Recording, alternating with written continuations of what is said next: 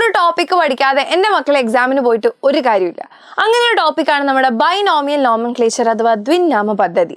Okay, അപ്പോൾ binomial nomenclature ഈ ഒരു പേരിൽ തന്നെ നമുക്ക് എന്ത് ചെയ്യാം, ഇതെന്താണെന്ന് നമുക്ക് മനസ്സിലാക്കാം. Binomial nomenclature. ഓക്കെ, മലയാളത്തിലാണെങ്കിൽ ദ്വിനാമ പദ്ധതി. ദ്വിനാമ പദ്ധതി. ഓക്കെ, അപ്പൊ ബൈനോമിയൽ, ബൈ എന്ന് പറഞ്ഞാൽ എന്താണ്, രണ്ട്. ഇപ്പൊ മലയാളത്തിലാണെങ്കിൽ ദ്വി എന്ന് പറഞ്ഞു കഴിഞ്ഞാൽ എന്താണ്, രണ്ട് എന്നാണ്. ഓക്കെ, രണ്ട്. അപ്പോൾ നോമൻക്ലേച്ചർ, ഓക്കെ, നോമൻക്ലേച്ചർ ആർക്കോ പേരിടുന്ന ചടങ്ങാണ്. ഓക്കെ, നാമം എന്ന് പറഞ്ഞാൽ എന്താ, പേര്. അപ്പൊ രണ്ട് പേരുകൾ, ടു നെയിംസ് എന്നുള്ള അർത്ഥമാണെന്ന് നമുക്ക് ഇതിലൂടെ തന്നെ മനസ്സിലാക്കാം. ഓക്കെ, ടു നെയിംസ് അഥവാ രണ്ട് പേരുകൾ.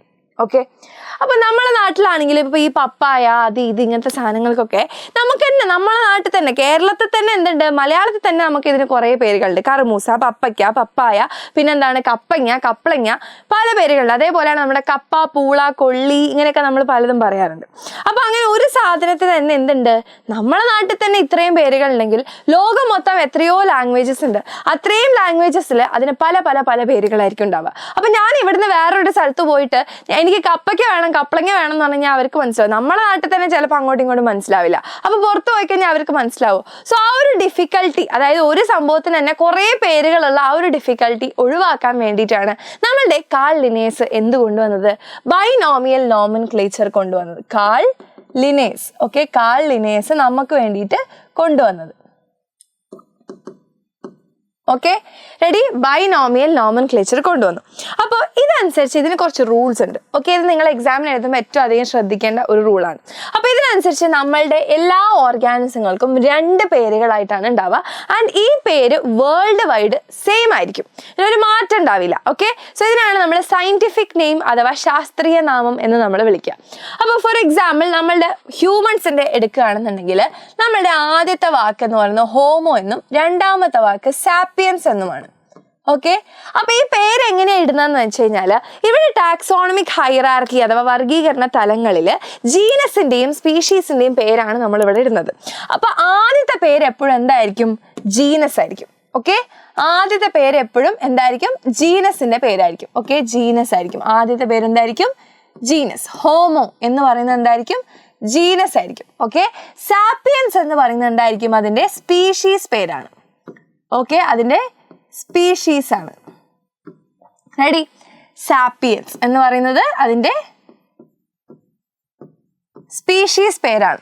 അപ്പൊ നമ്മളിത് എപ്പോൾ എഴുതുമ്പോഴും നമ്മൾ എന്ത് ചെയ്യണം, സെപ്പറേറ്റ്ലി അണ്ടർലൈൻ ചെയ്യണം. ഓക്കെ, സെപ്പറേറ്റ്, ഒറ്റയടിക്ക് അണ്ടർലൈൻ ചെയ്യരുത്, സെപ്പറേറ്റ്ലി അണ്ടർലൈൻ ചെയ്തിരിക്കണം. ഓക്കെ, എഴുതുമ്പോൾ നമ്മൾ ശ്രദ്ധിക്കേണ്ട ഫസ്റ്റ് റൂൾ എന്ന് പറയുന്നത് എന്താണ്, എഴുതി കഴിഞ്ഞു കഴിഞ്ഞാൽ നമ്മൾ ഇതിനെ രണ്ടായിട്ട് സെപ്പറേറ്റ്ലി അണ്ടർലൈൻ ചെയ്യുക, ഒന്നിച്ച് അണ്ടർലൈൻ ചെയ്യരുത്. ഈ അണ്ടർലൈൻ ചെയ്യുന്നത് നിർബന്ധമാണ്. ഇത് അണ്ടർലൈൻ ചെയ്യേണ്ടാത്ത എപ്പോഴാന്ന് പറഞ്ഞാൽ നമ്മൾ കമ്പ്യൂട്ടറിലൊക്കെ ടൈപ്പ് ചെയ്യുന്ന സമയത്ത് നമുക്ക് ഇങ്ങനെ ചെരിച്ചിട്ടുള്ള ഒരു ഫോണ്ട് ഉണ്ട്, ഇറ്റാലിക്സ് എന്ന് പറയും അല്ലേ, നമ്മളിങ്ങനെ ഇങ്ങനെ ഇങ്ങനെ ഇങ്ങനെ ഇങ്ങനെ വരും. ഓക്കെ, അങ്ങനെ ചെരിച്ച് എഴുതുന്ന പോലെ വരികയാണെന്നുണ്ടെങ്കിൽ, ഇറ്റാലിക്സിൽ എഴുതുകയാണെന്നുണ്ടെങ്കിൽ നമ്മൾ എന്ത് ചെയ്യേണ്ട, അണ്ടർലൈൻ ചെയ്യേണ്ട ആവശ്യമില്ല. പക്ഷെ നമ്മൾ കൈ കൊണ്ട് എഴുതുമ്പോൾ നമുക്ക് ഒരിക്കലും ഇറ്റാലിക്സിൽ ടൈപ്പ് ചെയ്യാൻ വേണ്ടി പറ്റില്ലല്ലോ. അപ്പൊ നമ്മൾ എന്ത് ചെയ്യണം, ഇങ്ങനെ സെപ്പറേറ്റ്ലി അണ്ടർലൈൻ ചെയ്യണം. അതാണ് ആദ്യത്തെ റൂള്.